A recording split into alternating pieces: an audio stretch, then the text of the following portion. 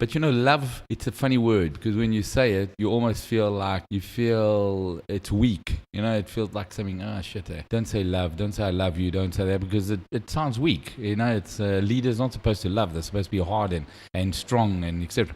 But once you start seeing that leaders can talk about love, and not just love, it's got to be love and forgiveness. Because many times you don't forgive, you don't move on, and you need both things to move forward. And I think, yes, that's where we got to start looking at more, and love, forgiveness, because the great leaders in this world, and just off the top of my head, it's, Nelson Mandela comes up to you, it's love and forgiveness. Sure. You come out 27 years in jail and you forgive, and then you love a nation, and it shows you what's possible. Instead of coming out and trying to be hard and a hard leader and destroying everything, no, you're united, find the commonality, etc., etc. So yeah, I think the world, if we get more love, more forgiveness, a few more human traits, will be better.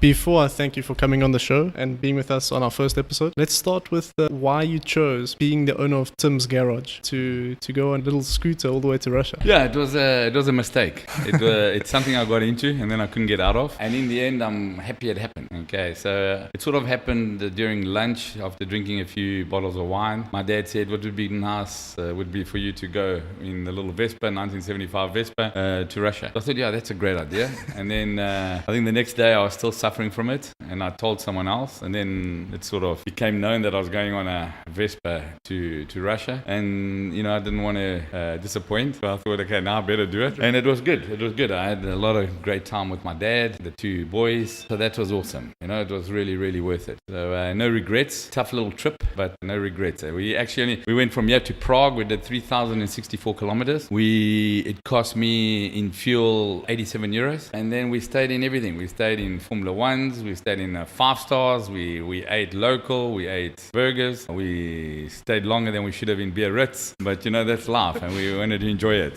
So it was great, really great. But I mean, the scooter, the Vespa rather, I noticed isn't it signed by Fernand Santos? Yeah, it's signed by Fernand Santos, so that was a bit of extra motivation. We wanted to get it as close as possible to the Portuguese team, because as you know, they should have won the World Cup, they were unlucky, but that's life. So we did our bit, we wanted to show some support. And then we got to Russia. In Russia, we drove another 1,400 kilometers in a car to Moryova, Stranska, to go see Portugal-Iran, 1-1, tense game. That was awesome. It was just amazing. And Iran's got the Carlos Queiroz coach. And, yep, so we had the two Portuguese coach head-to-head, and no Portuguese coach lost that game. So, but of course, football isn't your first love. Looking around in the garage, you can see that rugby comes first. Yeah. So where did the whole fascination with... Yeah, look, I enjoy rugby because I was better at rugby than football. So it sort of pulled me that way. But it's a great sport. Anything that you have to throw the ball backwards to go forwards makes you know that you better have a good team. And in rugby, it really does work for everybody. You can be big, small, fast, slow. There's a position for everybody. And that's a little bit like life. So I really do give rugby value. I try to promote it as much as I can. My two boys play rugby. We support Galiza rugby, St. Julian's rugby, Portugal rugby as a whole, because it's something really good for the community. It's great for youngsters, and they build on it. And it's not an individual sport. And in life, your success is normally not just yourself. You need a few other people around you. And rugby shows you that if you try to play by yourself, you sort of get crushed and you could die. So you normally learn how to pass the ball and play as a team. Yeah, for sure. And I mean, you love the sport so much so that you even brought over the SA rugby legends and a few others to come to Portugal, experience the Portuguese way of life and play a game. Yeah, I did that 2 years ago, and then I did that this year as well. 2 years ago was really difficult. This year was a lot more easy because once they come and see Portugal, then they all want to come back. So we had again, we had ex-Springbok captains. We had, we had John Smith captaining the team last time. This year we had Jean de Villiers here, Maurice Joubert, Rob Lowe, incredible names, Butch James, Montgomery, all these kind of guys, Chester Williams, Mac Messina, Bobo. So really great names. But we also had great names that weren't South African. We had Walter Little, we had Bunce here, Frank Bunce, like real true legends that played with Jonah Lomo. We also had captains, Scottish captain Kelly Brown. So it was really incredible. And what makes me excited is that I think in 2 years' time when we do it again, it's going to be even easier to recruit big names to come through and enjoy Portugal and then show and pass on a little bit of the passion of rugby to all the young guys. So that's what we really want. So they went through to Galiza, they went to St. Julian's, they went through to Agronomia, they invited Dide to all these other teams. They all got together and then they had a great game, a tough match, just won by the SA Legends. So it was brilliant. And then they all sit down and drink beers, get drunk, go out every night. It's incredible. That's the life. Superhumans, true legends. For sure. And I mean, I was there with them, and we went past the new Nova campus. You've also been quite involved, with the construction of the new campus. Tell us a little bit about that. Yeah, it was easy to get involved with the new campus. It's probably the most amazing campus anywhere in the world. Probably one of the most amazing locations. You cross the road and you're at one of the top surf beaches in the world. You've got a kilometer and a half of beach and great restaurants around, etc. And I wanted to get involved, so that since I couldn't go back and study, I had to get involved in some other way. So I decided to do my little bit to help it come alive and to help it. It's got great people that have led that project. I really believe it's going to be something for the future. I also believe that the future for Portugal is opening its borders, welcoming people, carry on being so welcoming to any foreigners and so on, because that's how we're going to create a bigger network. That's how we're going to get our name out there, etc. And I think that's a perfect springboard for foreigners to come through, do their degree, make friends, experience Portugal, because it won't just be Cricavels that's going to benefit. It will be the whole of Portugal, and then hopefully from there, all the companies they go out to in the countries they're working in. So it was easy. It was easy because once you saw the whole project and where they were going, you sort of you could commit quite easily.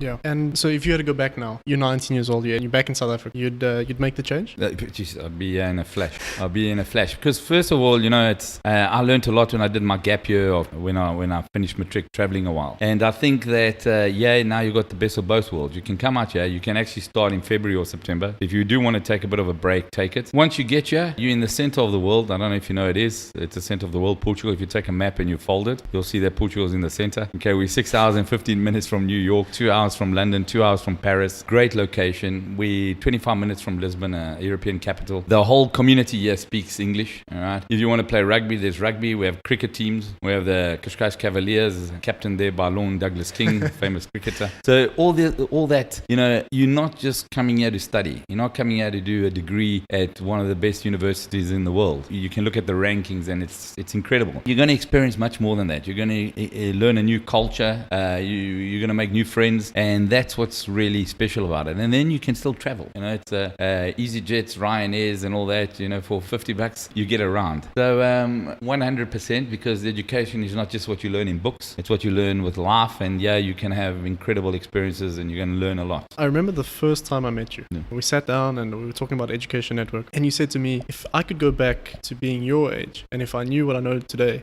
I'd be Bill Gates. There's a lot of people listening and they're curious on how to become Bill Gates. So, don't give away your whole secret recipe. No, there's no secret recipe. You know what? It's all about experience. Okay, the more experience, that's why I say, if I knew then what I knew now. And what I know now is not just books, and it's experience. And when you're young, you're sort of maybe sometimes scared to make errors, or you don't want to fail, or there's this barrier or that barrier, and you don't do things that maybe you should have. Okay, you also do things you shouldn't have. But let's concentrate on what you should have. And experiences is what gives you a real advantage. Okay, and I really believe that the more experiences you get under your belt, the better chance of success you've got out there. Okay. First of all, it makes you more interesting. Okay, which is also great, because I also believe the world's going towards a more humane. Like, you need to be more human to succeed now than ever before. So to be more human, it's experiences. It's knowing more about other cultures. It's knowing more about other topics, etc. And that, if you do that with experiences, you get to know a lot. So I really believe that if you get in here and you really get involved, and it's always your choice if you get involved or you don't, or if you just decide to do nothing, it's your choice. But if you decide to get involved and do stuff, you're going to get so many good experiences that are going to be for life. Okay, you might not become Bill Gates, but you got a better chance of doing well and having success. Okay. And so how did your journey start back in South Africa? And my journey, I was a dropout. So it's incredible that now I'm telling people to go to university when I dropped out of university. We're at different times. I would say that nowadays any advantage you can get is great. So if you can do a degree, awesome. But don't just think about, I'm doing a degree so I can't do anything else. Do a lot of other stuff. Because that's really what happened to me. I started doing so many other stuff that I stopped doing the degree. My life, it's a roller coaster. It's been a roller coaster. You have your ups and downs. What's important is when you're down, you get up. All right. You don't lose. You haven't lost anything. And if you only lose if you just give up. Okay. And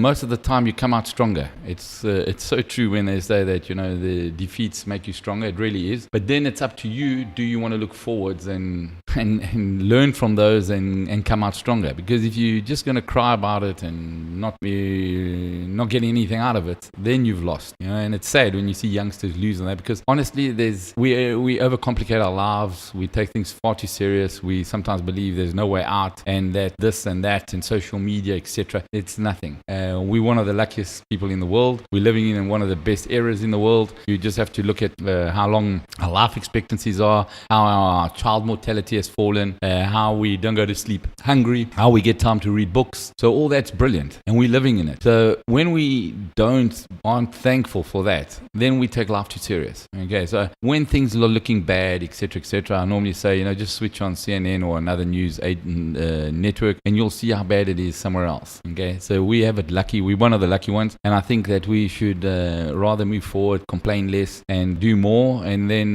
once we're doing more, we start giving more, and once we give more, we receive more. So it's like a whole 360 over and over. Okay. It's a cycle. And when you started, you actually started back in South Africa with craft beer, right? Yeah. And then you transitioned, and now you're very diversified. Yeah, from South Africa, I got into Angola. In Angola, set up a business to do with media. So we started a media agency. So we were TBWA Angola. We then got going with big media, outdoor media. We started printing, etc., and the business just got bigger and bigger. Lots of mistakes along the way, lots of lessons. But in a market that was booming, growing, and if I could deliver, you were sort of guaranteed to have success. And that's really what happened. After Angola, I came through to Portugal, got involved in agriculture, which I'd never done in my life. Again, learned a lot of lessons. We now do raspberries and blueberries. That's busy going. Then we got into startups. We're now into tourism. We do property development. And, if you believe you're having fun, and you are having fun, and you're living in somewhere that you enjoy, and you've got good people working around you,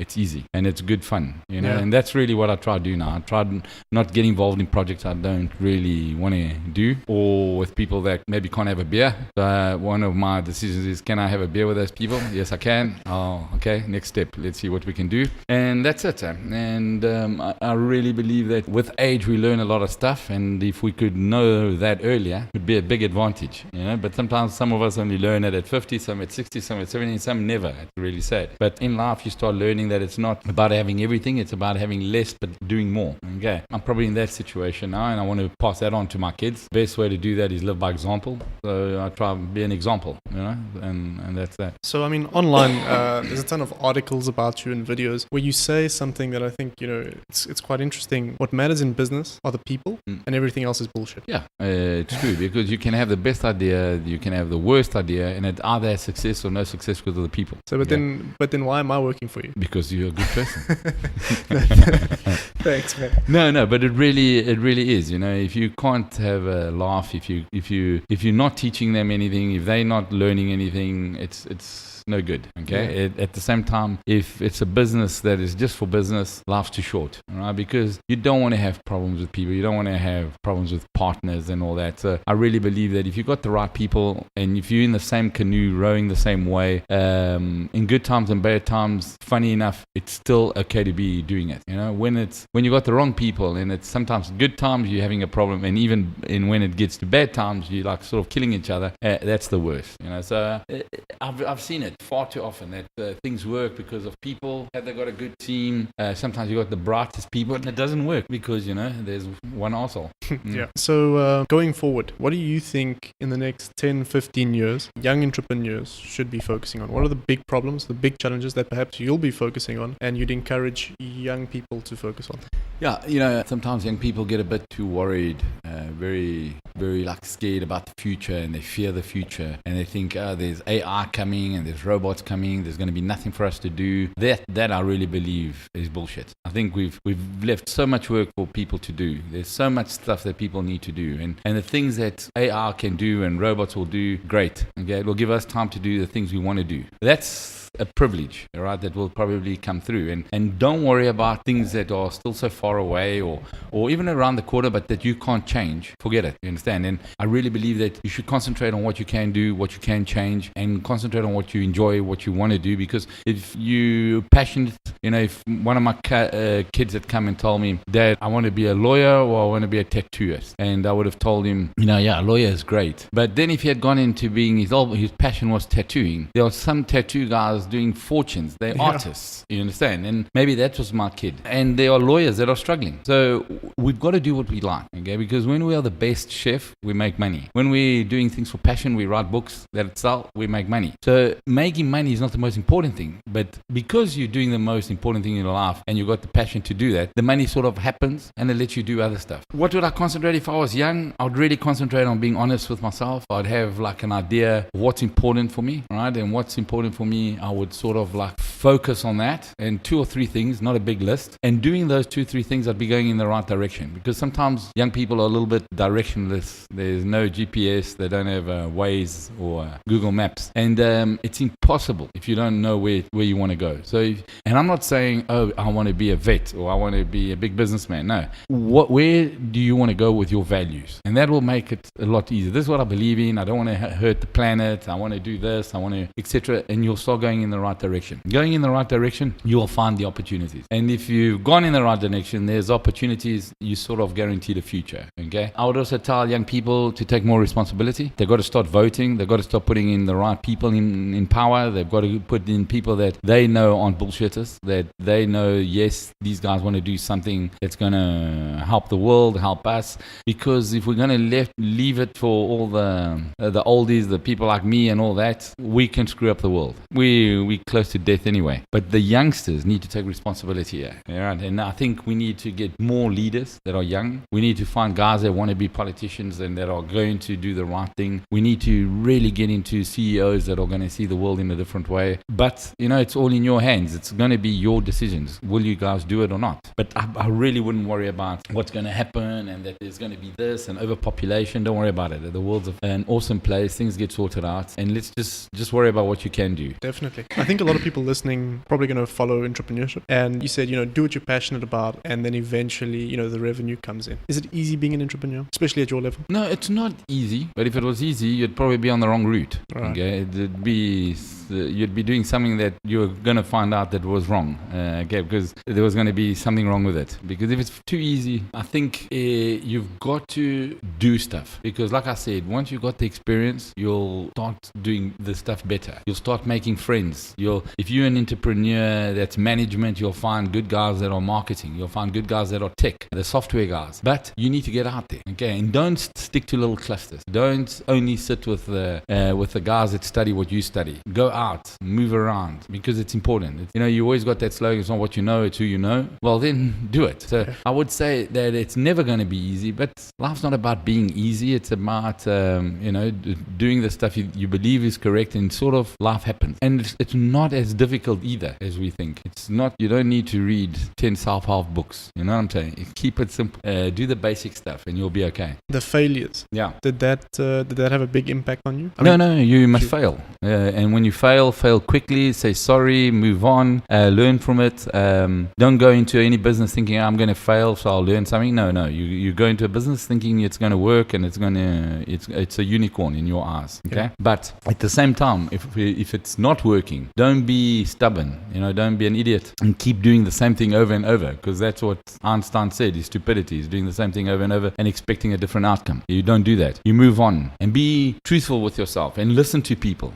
Ask for advice. And if someone's telling you, listen, that product, I'm sorry, but I won't use it. But my girlfriend will, my grandmother will. Yeah. It doesn't matter. It's not big enough to carry on. I think you've got to listen, and all of that comes from experience, because you'll start knowing who to listen to. You'll start learning what are good distribution channels, what are not. Why is it not working? Because we don't have enough distribution channels, or we just outpriced, or we're not good enough. And be honest, our product's not good enough. Move on, next thing. Okay. You've got quite a lot of experience with that, and for those that don't know, you're actually, interestingly, you'll find that the first season of Shark Tank in Portugal was the first season of any Shark Tank in which the most money was invested, and a large part of that was due to you. So, how do you tell a good business from? It wasn't on purpose, I think we got into Shark Tank. It was a tough time in Portugal. It was going through a crisis. The businesses that were coming through weren't huge businesses that could be scaled or anything huge. But at the same time, we had good people coming on the show. So I sort of invested in people more than in the businesses. And although the businesses didn't go and become huge, a lot of those businesses were important for the people that were coming on the show. And they've taken the businesses on and they keep doing their business. And a lot of them have paid me back my money that we invested. Because for me, I just wanted to make it happen. So it really was a little bit that, we don't have a huge market. We're not the US Shark Tank that can,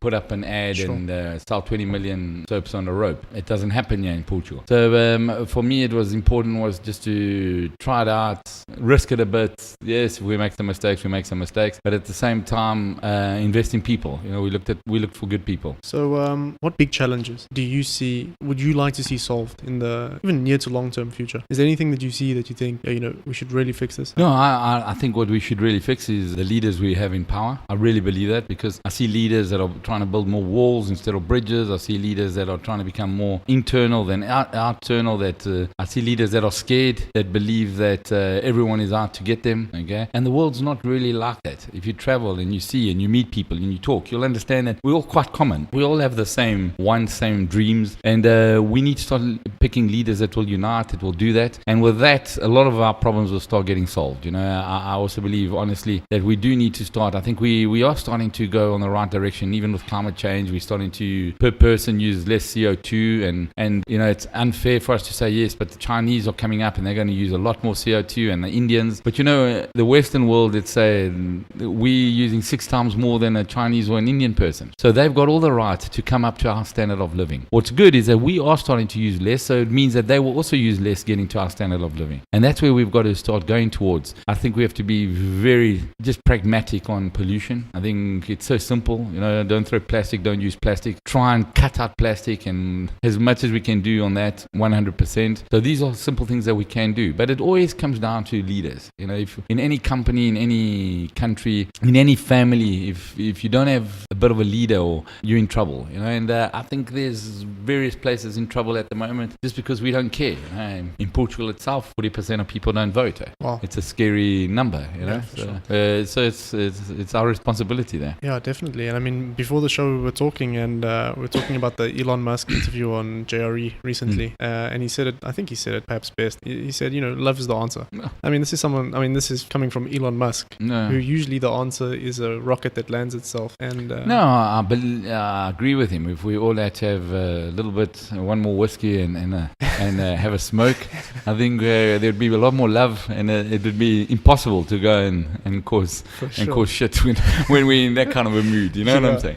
So, but it really is. But love, it's a funny word, because when you say it, you almost feel like it's weak. It feels like something. Shit. Don't say love. Don't say I love you. Don't say that, because it sounds weak. It's leaders not supposed to love. They're supposed to be hard and strong and etc.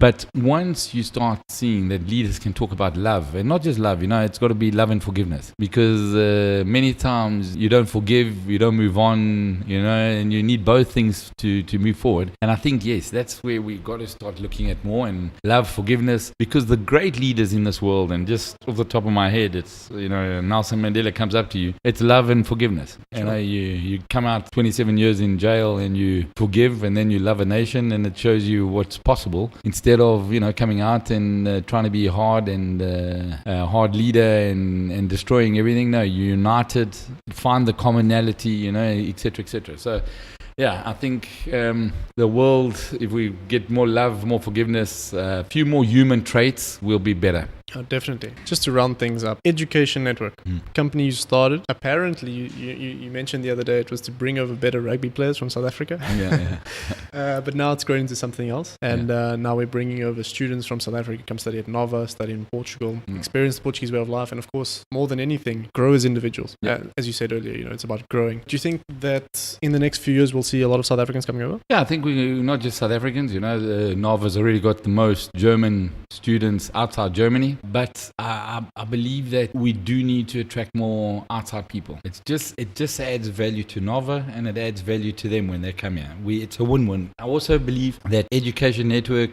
will play a vital point here. It was started by myself, Michelle. We spoke to Leo. We got everyone involved. I just think it's so important that we mix people, because that's when people lose fear of each other. That's when they build that bridge to another country. I had lunch today with a Japanese student, and so far he's the only Japanese student, but he's going back knowing about arroz doce, about bacalhau at Nova. He knows he's going to go back and wanting to connect this country with his country, and there's no more being scared. And I've met through the Lisbon MBA, that also to do with Nova, I've met Iranians that have been working together with Israelis. And where does this happen? You know what I'm saying? And I promise you, none of them wanted to kill each other on that table, and they had a common goal because they were working on the same team to win a startup project. So I think that's really where Nova can be.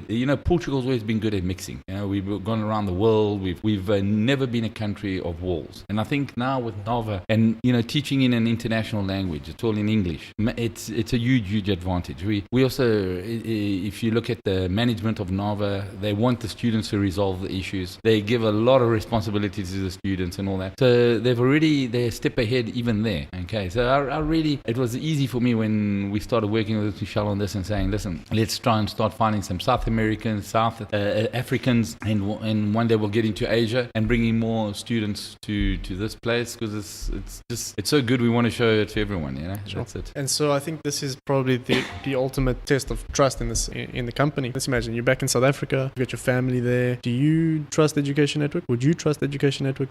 I'm sending my children over to Portugal to Nova to study, and you trust the company to help out wherever they need it, but at the same time let them grow as individuals? Yeah, 100%. Look, it's more than a company. Education is about people. So even when the parents come out here, they go with us to the university. They see what is Qashqai is all about, who's attending the university, and then once you see the results that are coming out of that varsity, etc., and the student caliber that's coming out of that, and who's recruiting them. It's at the moment it's 100% recruitment after 6 months when you finish your degree there, and it's one of Google's biggest recruitments is from Nova. So all that kind of stuff, at 100%. The biggest risk is not doing it. That's where you're going to miss out. So, and maybe you don't like it, and after a year or 6 months you want to go back. Even that's an experience. It's competitive price-wise, quality-wise, incredible. There's very little downside. Really, very little downside. Sure, man. I mean, for me, it made all the sense in the world. I looked at the price. I looked at, it's Portugal. Weather that's very similar to South Africa's weather. Yeah. Got good sport, good food, a few other good things. Yeah, lots of pretty people now. That's a euphemistic way of saying it. Yeah. Half of them, it's incredible, but it looks like they're surfers instead of students. Yeah. So, no brainer. And it's like you say, if I ever felt the need to go back home, man, it's a short flight. And I promise you one thing, on any CV, if you get back home and you're going for a job and they see that you studied at Nova and they look at the rankings and they see what you've done and the connections you made, you're far ahead of anyone else. Miles ahead. Tim, I started off the interview by saying I'm going to talk to you about your trip to Russia before I thank you. And it's come this long way. And I'm going to thank you for being the first person on the show and for talking to us about your experience. No, I'm excited. I'm willing to pay you whatever it takes to put this on air as the first person. It's awesome, bro. I mean, it's a real privilege. Cool. It's been great talking. Thanks Thank very you, much. Leo. Thank Thanks. you. Thanks. Thank you, team, yeah.